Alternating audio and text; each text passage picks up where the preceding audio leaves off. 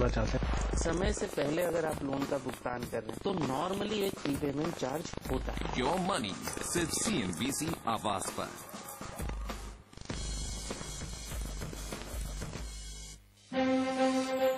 ये है TVA team और आप देख रहे हैं CNBC आवाज। Presented by Aditya Birla Group, taking India to the world. Co-presented by Bhartiya State Bank, हर भारतीय का bank. In association with Binani Cement, सदियों के लिए. Indigo, welcome abroad. Jaiprakash Power Ventures, power to do good. And PC Jeweler, jeweler for generations. Media partner, Dainik Bhaskar, जिद करो, दुनिया बदलो. Digital outdoor partner, DSN. Cafe partner, Lavaza Blue. Print partner, Business Standard. Broadcast partner, YouTube.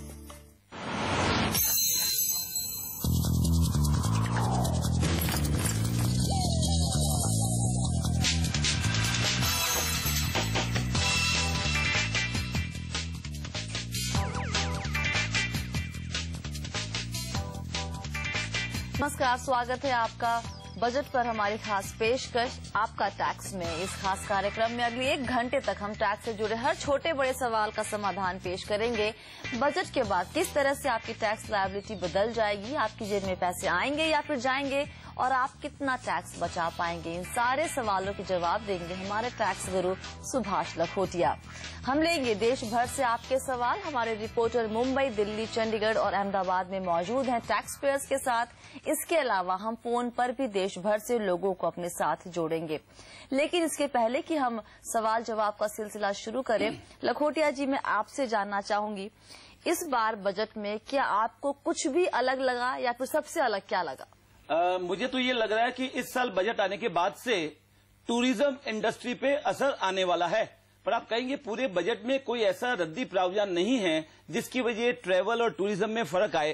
पर मैं मानता हूं कि करदाताओं की जेब में पैसे कम हो जाएंगे और इसी तरह वेतनभोगी कर्मचारियों को भी 4 साल में 2 ही बार तो LTA का बेनिफिट मिलता है। इसलिए कुल मिलाकर टूर एंड ट्रेवल के धंधे में नुकसान होगा। और दूसरी इंपॉर्टेंट बात जो मैं मानता हूं जो अति विशेष है, ऐतिहासिक रहेगी, और वो है आदरणीय वित्त मंत्री जी प्रणब बाबू के बजट के बारे में।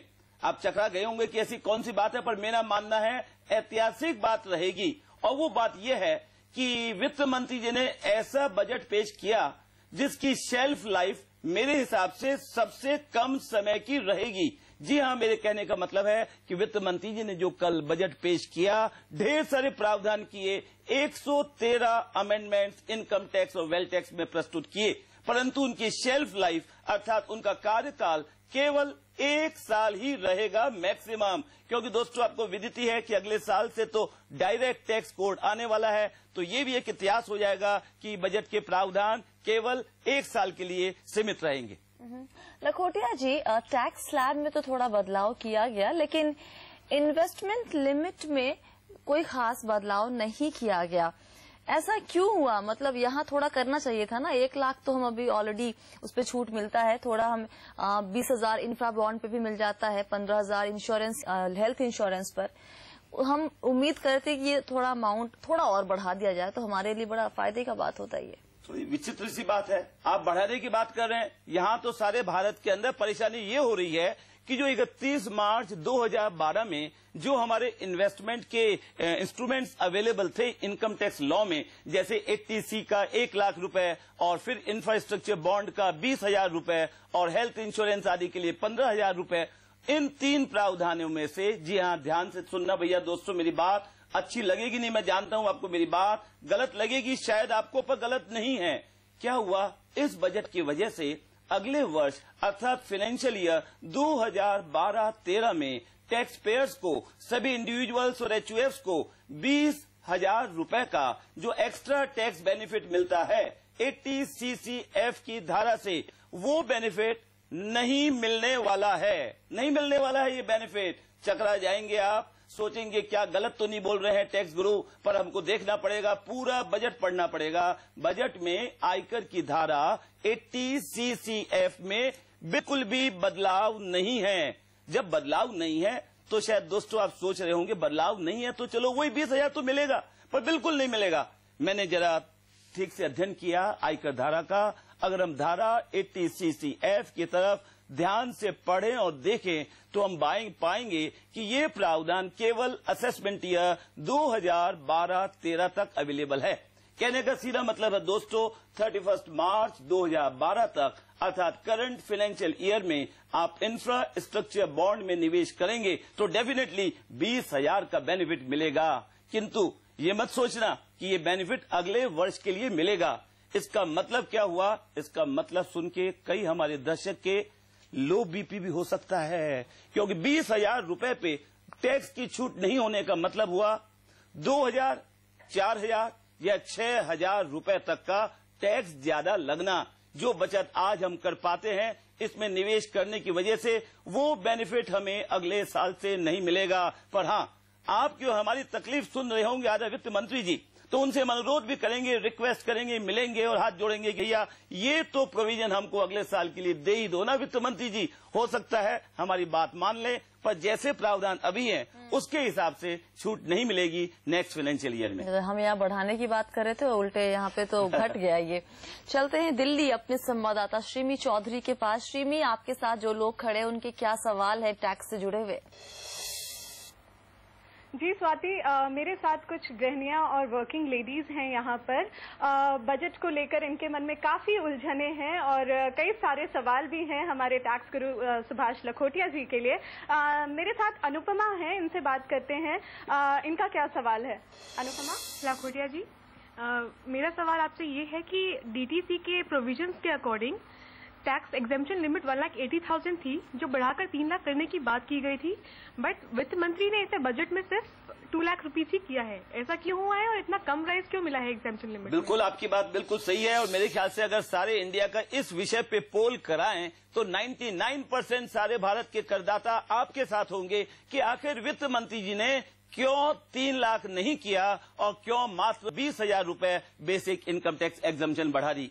आपको ये भी बतला दें कि डायरेक्ट टैक्स कोड के अंदर जो सिलेक्ट कमेटी बैठी थी सरकार की तरफ से, उसने भी रिकमेंडेशन दिया कि 3 लाख रुपए होनी चाहिए थी। और ऐसे में इन्फ्लेशन को मद्देनजर रखे तो डेफिनेटली सारे करदाताओं को आशा थी कि वित्त मंत्री जी इस साल जरूर 3 लाख रुपए कर देंगे। मैं सच बताऊं, जिस समय वित्त मंत्री जी अपनी अटैची लेके निकल रहे थे, मैं ऑब्जर्व कर रहा था उनके चेहरे पे, उनके चेहरे की हंसी को और उनकी चाल को। ये सब देखते हुए मुझे तो लग रहा था कि वाह भाई वाह, इस वर्ष 3 लाख रुपए जरूर हो जाएगा। पर जिस समय बजट सुनाया गया और लिमिट बढ़ाई गई कुल 20,000 रुपए या कुल 10,000 रुपए महिलाओं के लिए, तो काफी झटका लगा।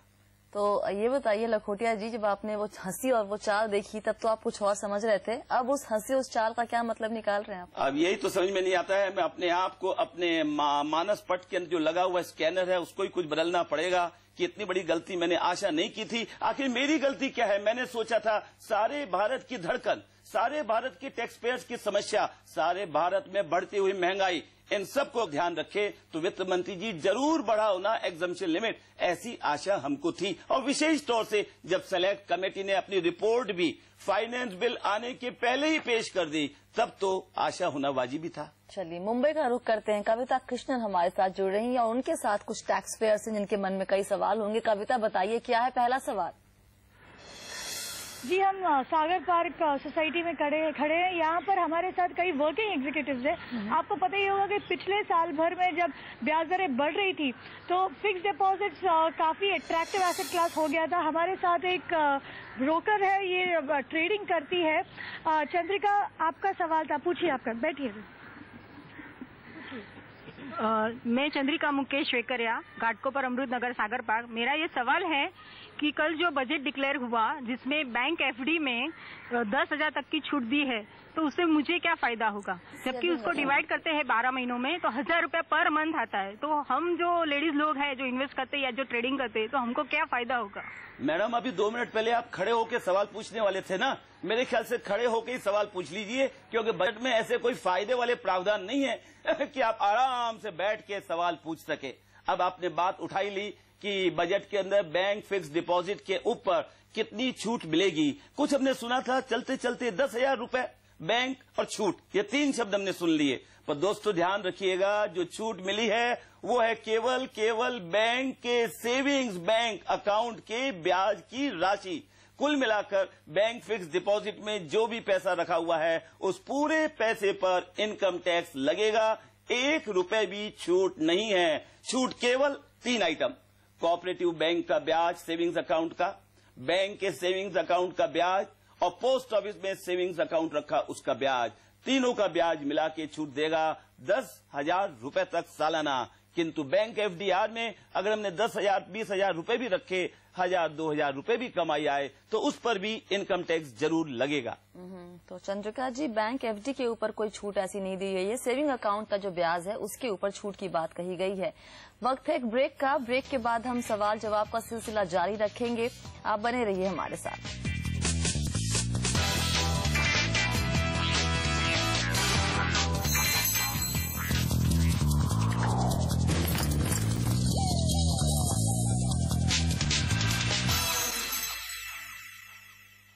मैम दिस न्यू एडिशन में मैं आई नो एवरीथिंग। बेटा मैं आई तो थी तेरे लिए सरप्राइज गिफ्ट लेने, पर ना कैश है ना कार्ड। कैश मिलेगा माँ, बिना कार्ड के। इंडसइंड बैंक की cash on mobile service. ATM से पैसे निकालिए बिना कार्ड के। इंडसइंड बैंक, आपने चाहा हमने किया। सरप्राइज नहीं है तो क्या हो, गिफ्ट तो मैं